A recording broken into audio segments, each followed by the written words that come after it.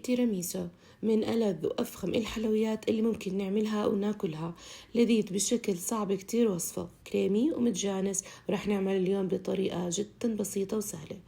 أول إشي بنحتاج لكوب من كريمة الشانتيه، نص كوب عنا من الحليب المكثف المحلى، 350 جرام من الجبنة الكريمية، 300 جرام من قشطة الجيمر. رح نخفقهم كلهم عنا على سرعة عالية لتتجانس المكونات، وبعدين رح نضيف كوب وربع من كريمة الخفق الباردة كتير. رح نستمر بالخفق معنا بهالشكل لحتى تتجانس المكونات وتتماسك. بعدين أنا رح نفرد طبقة كتير خفيفة من الكريمة في الصينية، وبعدين رح نبلش نصف البسكوت بعد ما حطيناه في مية مدوب فيها قهوة سريعة الذوبان. بعد ما خلصنا أول صف رح نفرد طبقة من الكريمة ونرجع نصف البسكوت بهالشكل، وبعدين رح نضيف عنا باقي الكريمة. رح نفردهم كتير منيح ونساوي سطحها بهالشكل زي ما احنا شايفين، وحنحطها بالثلاجة أقل